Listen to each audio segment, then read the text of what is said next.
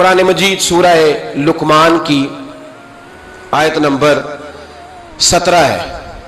حضرت لقمان اپنے بیٹے کو نصیحت کر رہے ہیں. باپ بیٹے کو نصیحت کر رہا تھا. باپ اپنے بیٹے کو سمجھا رہا تھا. میرے رب کریم کو باپ بیٹے کا سٹائل اتنا پسند آیا کہ اسے قرآن پاک میں بیان فرما دیا. کبھی باپ بیٹے کی گفتگو بھی کسی نے نقل کی ہے, باپ بیٹے کی گفتگو بھی کبھی کسی نے کتاب میں نوٹ کی ہے, لیکن مالک کو اتنا پسند آیا یارو, باتیں باپ بیٹے کی تھیں, اللہ نے قرآن پاک میں نازل فرما دی. یار اتنا خوبصورت تھا باپ بیٹے کا انداز تکلم دیکھیے. باپ بیٹے سے کہتا یا بنیا, اے میرے بیٹے, اے میرے اللہ, نہیں کیا اوہ ادھر آئے نا, یا بنیا, اے میرے, دیکھیں لفظوں کا حسن, اے میرے بیٹے. اپنے حق میں قائل نہیں کیا کہ میں بوڑھا ہو گیا ہوں, بڑی محنت کی, اب تو پیسے کمایا کر, مجھے دیا کر, تجھے نہیں پتا ماں باپ کی. ہم سارا دیہڑی یہی ڈیوٹی کرتے ہیں, سارا دن یہی کام ہے کہ میری قدر کر, باقی سب ٹھیک ہے. حضرت سیدنا لقمان اپنے بیٹے کو کیا کہتے کہتے یا بنیا اقم الصلاۃ, اے میرے بیٹے نماز قائم کر, نماز قائم کر, نماز قائم کر. نماز قائم کرنے کا معنی یہ کہ ظاہری آداب کے ساتھ بھی پڑھ, باطنی آداب کے ساتھ بھی پڑھ. اور پھر حضرت لقمان بیٹے کو بٹھا کے آگوش محبت میں پیغام دیتے ہیں, کہتے ہیں نماز قائم کر. اور پھر یہ نہیں کہا کہ تو اپنی قبر صحیح کر, تجھے کیا لگے دوست تیرے پڑھتے ہیں کہ نہیں پڑھتے, یہ نہیں فرمایا. فرمایا اقیم الصلاۃ, نماز پڑھ, وامر بالمعروف ونہا عن المنکر. پھر تو لوگوں کو بھلائی کا حکم دے اور برائی سے منع کر. یہ باپ اپنے بیٹے کو نصیحت کر رہا ہے. اور پھر پتہ ہے جب کوئی بھلائی کا حکم دے, برائی سے منع کرے تو اسے تکلیف بھی آتی ہے. پھر اپنے بیٹے کو کہنے لگے وَاصْبِرْ عَلَىٰ مَا أَصَابَكَ, اور اس رستے میں جب تیرے اوپر کوئی مصیبت آئے تو تو نے صبر بھی کرنا ہے. نیکی کا حکم دینے اور برائی سے منع کرنے کے رستے میں جب کوئی مصیبت آئے تو بیٹے تو نے اس پر. اور اب باپ اپنے بیٹے کو نصیحت کرتے ہیں, کہنے لگے بیٹے یہ تو ایسے ہی نہ سمجھا کہ نماز پڑھنا کوئی عام کام ہے, ایسے ہی نہ سمجھنا کہ لوگوں کو بھلائی کا حکم دینا کوئی عام کام ہے. یہ عام کام نہیں, اِنَّ ذَلِكَ مِنْ عَزْمِ الْأُمُورِ. فرمایا یہ بڑے حوصلے والے کام ہیں, یہ بڑے حوصلے والے, بڑے ہمت والے کام ہیں جو میں تمہیں بتا رہا ہوں. باپ اپنے بیٹے کو یہ نصیحت کر رہا ہے. ملا جامی نے اس کو لکھا ہے, مولانا عبد الرحمن جامی کہتے ہیں سیدہ فاطمہ الزہرا کے پاس امام حسن اور حسین جب بھی جاتے تھے نا, بی بی صاحبہ یہ آیت پڑھ کے سناتی تھی. یہ آیت بی بی صاحبہ سناتی تھی کہ بیٹے نماز قائم رکھنی ہے, بھلائی کا حکم دینا ہے, برائی سے روکنا ہے, اور اس رستے میں جو مصیبت آئے گی اس پہ. اور ان ذالک من عزم الامور, بیٹے یہ معمولی کام نہیں, یہ بڑے عزم والے کام, یہ بڑے حوصلے والے. ماں جب ان لفظوں میں تربیت کرے, ماں جب کہے, دیکھا نا میرے بھائی, ماں جب سچ کا درس دیتی ہے تو بچہ سچ ہی بولتا ہے. اور اگر اماں کہے کہ بیٹے میں بات کرنے لگی ہوں, تیری دادی کو نہ پتا چلے, یہ پھپھی کے سامنے نہیں کرنی, بلکہ کئی دفعہ اماں کہے ابا آئے نا رات کو تو اس کو نہیں بتانا, اور پھر اماں ٹھیک 15 منٹ کے بعد کہ بیٹا ہمیشہ سچ ہی بولنا, تو سچ بولے گا. کیوں بولے؟ کیونکہ اس لیے کہ اماں نے اسے پہلے بتا دیا ہے کہ سچ یہ بات کرنی نہیں کسی سے, میں کر رہی ہوں پر تو نے کسی سے نہیں کرنی. تو آپ نے 3 لیکچر تو اس کو جھوٹ کے دے دیے. اب اگر آپ اسے کہیں سچ بول تو وہ بولے گا.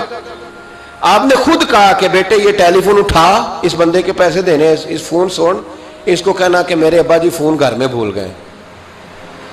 پھر دروازے پہ دستک ہوئی, آپ اندر بیٹھے تھے, بچے سے کہا کہ جا کے باہر کہہ دو کہ ابا جی گھر میں موجود ہے. پھر آپ نے ٹھیک 1 گھنٹے کے بعد اس کو سچ کا لیکچر دینا شروع کر دیا, بولے گا سچ؟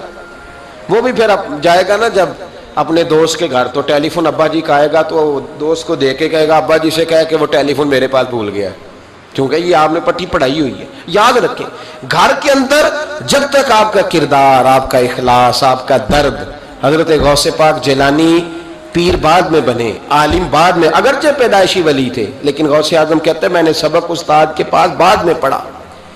میں نے حضرت ابو سعید مخزومی کے ہاتھ پر بیعت بعد میں ہوا, خلافت بعد میں ملی, سارا کچھ بعد میں ہوا. پہلے دن جب گھر سے نکلا, ابا جی میرے وصال کر گئے تھے, کہتے ہیں میری ماں نے, سید زادی نے مجھے گود میں لیا اور میرا ماتھا چوم کے کہنے لگی عبد القادر ایک وعدہ میرے ساتھ کر, زندگی میں تیری زبان سے جھوٹ نہیں نکلنا چاہیے. तेरी जुबान से झूठ है। और गौसे पाक फरमाते हैं जब मेरी माँ मेरे साथ ये बात कर रही थी तो मेरी माँ रो रही थी, रो रही थी। कभी रो के भी किसी ने नसीहत की है बच्चों को? हजरत गौसे आजम रदी अल्लाह तआला अन्हु फरमाते हैं मुझ पर मेरी माँ की बात तारी हो गई, तारी हो गई मेरी माँ की बात। वो मेरी माँ ने आंसुओं के अंदर लपेट कर जो मुझे तोहफा दिया था ना सच का, वो मेरे जहन पर, दिल पर, रूह पर छा गया। और डाकू जब लूटने आए तो 100 दिनार कपड़ों में सिला हुआ था। वो कभी किसी ने डाकुओं को भी बताया कि पैसे हैं तो ले लो? यहां तो शरीयत भी बड़ी सारी गुंजाइश देती है कि बचाओ अपना माल, लेकिन गौसे आजम रज़ी अल्लाह ताला अन्हु फरमाते हैं माँ ने मुझे आंसुओं में लपेट कर दिया था, लपेट करके सच बोलना है। तो माएँ अजीम हो तो फिर बेटे भी अजीम ही होते हैं। माँ अजीम हो तो बेटा भी फिर अजीम ही होता है। लपेट कर सच का तोहफा दिया था। तो सैयदना गौसे पाक फरमाते हैं जब उन्होंने आके कहा ना कि तेरे पास क्या है, तो मैंने कहा 100 दिनार है। उसने जेबें भी खोली, हाथ भी खोले, जूते भी उतारे, पगड़ी भी खुलवाई, कोई शय ना निकली। तो कहते हैं वो सरदार के पास ले गया, कहने लगा सरदार ये अजीब बच्चा है, कहता है 100 दिनार है, सारा ढूंढ लिया मिले नहीं, तो ये झूठ बोल रहा है। तो कहते हैं जब उसने कहा ना झूठ बोल रहा है, तो हज़रत गौसे आज़म कहते हैं मुझे जलाल आया, गुस्सा। मैंने कहा खबरदार ये बात ना मेरे साथ आज के बाद करना, मैं झूठ नहीं बोलता, ये मेरे करीब नहीं आ सकता, खबरदार। यहां बच्चों को गुस्सा तब आता है जब मर्जी का बर्गर ना मिले। गौसे आजम को गुस्सा कब आया? खबरदार सारा कुछ कर, आज के बाद ये लफ्ज ना कहना मैं झूठ बोलता हूं। अब्दुल कादर झूठ नहीं बोल सकता, हो ही नहीं सकता। उसने कहा फिर बता पैसे किधर है? तो हज़रत गौसे आजम ने बटन खोले और उलट करके कुर्ता कहने लगे मेरी मां ने सिए थे। 12 साल के गौसे पाक, यह एक रवायत है 14 साल। ये हम लोग इसको कहानी समझते हैं, कहानी नहीं भाई। ये वाकया अगर तेरे मेरे सामने हो तो अल्लाह की इज्जत की कसम खाता हूं मैं और आप भी तौबा कर दें, क्योंकि वो वाकया नहीं हो रहा था, वो कैफियत थी, वो तारी था सारा कुछ उस वक्त। गौसे आजम रज़ी अल्लाह ताला अन्हु का ये पैसे 14 साल या 12 साल उम्र मुबारक है। डाकुओं का सरदार कहता मुझे 22 साल डाके मारते हो गए थे, और 14 साल का बच्चा इश्क लगा सी खेड़ा खेड़ दी। 14 साल का बच्चा गौसे आजम ने पलट के दिखा ये पैसे। तो डाकुओं का सरदार कहता है कि पता नहीं मुझे क्या हुआ कि बच्चे के जज्बात किस तरह के हैं, अफकार किस तरह के हैं, ख्यालात किस तरह के। कहता कहां जा रहे हो? कहा मैं इल्म सीखने बगदाद जा रहा हूं। तो कहा बेटा दुनिया पैसे छुपाती है, तूने बताया क्यों? तो हजरत गौसे आजम ने पैसे उतार के फेंक के कहने लगे पैसे तो रख, मैं इसलिए बता रहा हूं कि मां से वादा करके आया हूं कि सच बोलूंगा, ले पैसे तुझे दे रहा हूं। डाकुओं का सरदार कहता है बच्चे की उतनी उम्र नहीं, इतने मुझे पाप करते साल गुजर गए, पर उस बच्चे का मां से किया हुआ वादा मुझे बदल गया। मैं दौड़ के पीछे गया, मैंने कहा अब्दुल कादर मुझे भी यार बगदाद ही ले चल। कहा वहां क्या करना है? कहा जिस उस्ताद के पास तू आगे बैठ के पढ़ेगा मैं उसके पीछे बैठ जाया करूंगा, चलो बुढ़ापे में मैं भी को रट्टा लगा के कुरान और सुन्नत सीख जाऊंगा। तो कहते हैं तुझे क्या हुआ? कहने लगे अब्दुल कादर तू मां से किया हुआ वादा नहीं तोड़ता, मैं रब से किए हुए वादे तोड़ रहा हूं, तौबा मेरी। डाकुओं से कहने लगे जाओ कोई सरदार और बना लो, मुझे तो मां बेटे का रिश्ता जीत गया है, ये मां बेटे का रिश्ता मुझे जीत के ले गया, मैं जीत गया मां बेटे के रिश्ते में, ये मुझे फतह कर गए, तुम कोई और सरदार बना लो। तो 22-23 डाकू थे, पीछे आके बैठ कहने लगे सरदार अगर गुनाह इकट्ठे किए हैं तो नेकियों में अकेला तो ना छोड़। ओ भाई मां बेटे का रिश्ता और मां बेटे की तरबियत, तो 14 साल का बच्चा तौबा करा जाता है। पर मुसीबत यह है कि हम वो माएँ तैयार करने में कामयाब नहीं हो सके, लेकिन हमने सदा नाकाम नहीं रहना, माएँ तैयार करनी है। माएँ तैयार ये वाला मुतालबा ना बीवी से करते हैं कि मेरी बीवी फटाफट सही हो जाए, बेटी से करें ये मुतालबा, बहन पर करें ये मेहनत। ये वाली मेरे हजरत खुनसा रदी अल्लाह ताला अन्हा, जनाब खुनसा हुजूर की एक सहाबियाँ हैं, इन्होंने बाद में कलमा पढ़ा। दौरे जालियत में इनका एक भाई कत्ल हो गया था। इन्होंने अपने भाई के जाने पर, कत्ल होने पर एक मरसिया कहा था। वो मरसिया इतना मशहूर था कि जहां भी पढ़ा जाता लोग अपना कोई जाने वाला याद करके رونے لگ جا. ہمارے ہاں تو اب نعت خانوں نے رواج بنایا نا, جس کے گھر میں کوئی فوتگی ہوتی ہے اسے اور زیادہ رلاتے ہیں. میاں صاحب تو شعر لکھ گئے تھے, کوئی یہ تو نہیں انہوں نے کہا تھا کہ سارے کلاتے ہی پڑے اجے. انہوں نے تو شعر لکھا تھا نا, باپ مرے تے سر ننگا ہوندا تے پائی مرن تے کنڈ خالی تے ماما بعد محمد بخشا کون کرے رکھوالی. اب اس کو پتا ہے اس پہ روئیں گے بھی زیادہ, نوٹ بھی زیادہ دیں گے, تو ہر جگہ جا کے نا بات یہی چھیڑ دیتا ہے. اب وہ بیچارے بچے پہلے سے زیادہ روتے ہیں, تڑپتے ہیں. حالانکہ حکم یہ تھا کہ جب کسی جاؤ نا فوتگی پہ تو ان کو رلانا نہیں بلکہ ان کو حوصلہ دینا ہے. نعت خانوں کی بات ہوئی ہے تو آپ نے بڑا غور سے دیکھا ہے میری طرف, میں اور آپ بھی ایسے ہی کرتے ہیں. وہ جائیں گے نا تو پوچھیں گے یہ بچہ اس کا, یہ جو فوت ہو اس کا یہ بچہ, او ہو بیچارہ دیکھو نا چھوٹا سا تھا, اماں چلی گئی, بڑا مشکل ہے یتیموں کے لیے. تو یتیم چارہ نفسیاتی مریض بن جاتا ہے. وہ کہتا ہے بالکل چاچا صحیح کہہ رہا ہے, یتیموں کے بڑے برے حال ہوتے ہیں. اس طرح کر کے ہم نفسیات کمزور کرتے ہیں بچوں کی. حالانکہ بتانا چاہیے بیٹے فکر نہ کر, میرے نبی پاک بھی تو یتیم ہی پیدا ہوئے تھے نا, تو سارے یتیموں پر حضور کا سایہ ہے. بجائے حوصلے دینے کے ہم اور کمزور کرتے ہیں, اور زیادہ کمزور کرتے ہیں, اور زیادہ لوگوں کو تکلیف دیتے ہیں. تو قصیدہ جناب خنسا رضی اللہ تعالیٰ عنہ کا بڑا مشہور تھا, عربی قصیدہ لکھا تھا انہوں نے. کسی کے ہاں بھی کوئی انتقال کر جاتا تو ان کا وہ عربی قصیدہ پڑھا جاتا, اور جب وہ قصیدہ پڑھا جاتا تو لوگ دھاڑے مار مار کے روتے, دھاڑے مار مار کے. حالانکہ رونا رلانا اتنا اہم کام نہیں جتنا کسی کے دل کو تسلی دے دینا اہم کام ہے. جتنا کسی کی اشک شوئی, اشک آنسو نکالنا تو جرم ہے, آنسو پوچھنا ثواب ہے. یہاں لوگ رلانے کی ڈیوٹی کرتے ہیں, آنسو پوچھنے کی ڈیوٹی نہیں کرتے. حضرت جناب سیدنا خنسا رضی اللہ تعالیٰ عنہ, آپ کا وہ قصیدہ پڑھا جاتا, لوگ دھاڑے مار مار کے روتے. یہ وہی خنسا تھیں کہ جنگ احد سے کچھ مہینے پہلے کلمہ پڑھ کے مسلمان ہو گئی. یہ وہ بی بی مشہور شاعرہ جن کا قصیدہ رونے رلانے کے لیے پڑھا جاتا ہے. ان کے 4 بیٹے جوان تھے.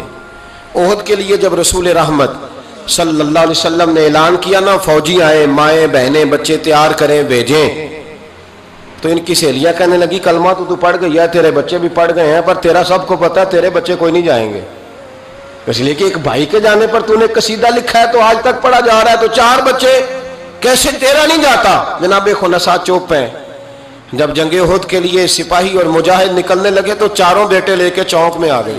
وہ بی بی جس کا رونا دھونا مشہور تھا, وہ اپنے بچوں کو چوک میں کھڑا کر کے کہتی ادھر دیکھو, قسم ہے مجھے اللہ کی عزت کی, میں نے تمہارے باپ کے ساتھ, یہ ماں لیکچر دے رہی ہے اور چوک میں دے رہی ہے تاکہ دنیا کو پتہ چل جائے. جناب خنسا کا خطبہ مدینے کے چوک میں, کہنے لگی مجھے اللہ کی عزت کی قسم, میں نے جاہلیت کے زمانے میں بھی تمہارے باپ کے بستر کو کبھی ناپاک نہیں کیا, کبھی ناپاک نہیں کیا. میں نے طیب اور طاہر بچے پیدا کیے, اور میں نے تمہیں اپنے سینے سے اپنے وجود کی خوراک تمہیں دی, دودھ پلایا. میرے بچوں, سارا زمانہ جانتا ہے کہ میں کسی کی جدائی نہیں سہ سکتی.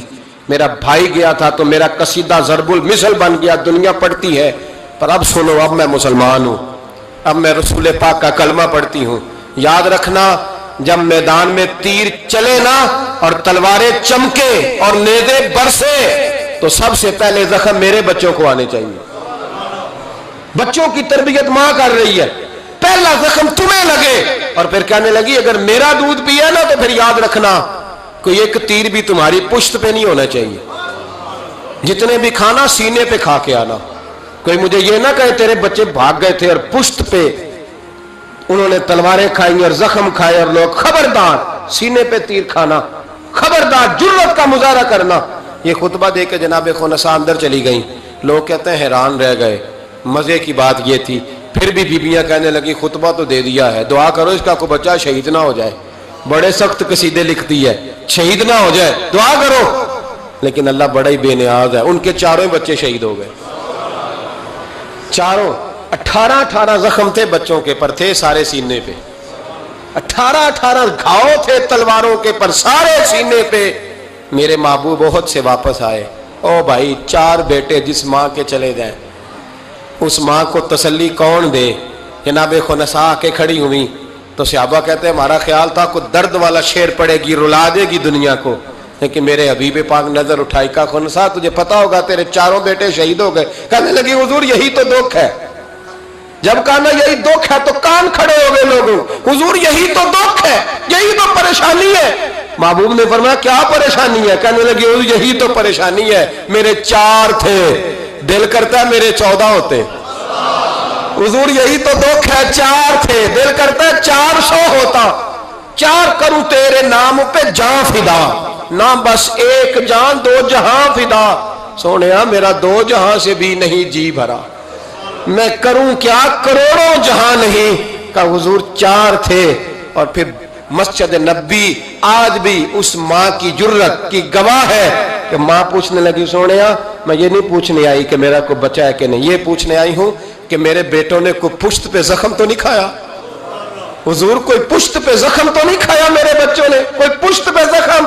تو رسول پاک نے فرمایا خنسا تیری جرت کو اللہ قبول فرمائے، تیرے بچوں نے جتنے بھی زخم کھائے ہیں سینوں پہ کھائے۔ میں نے کہا مائیں عظیم ہو تو بچے بھی عظیم ہوتے ہیں، اور اگر ماں کسی کے سائے کا اندھیرا دیکھ کے ڈر جائے تو بچوں میں جرت کیسے آئے گی؟ بچے کربلا کے میدان میں کیسے جائیں گے؟ بچے کس طرح میدانوں میں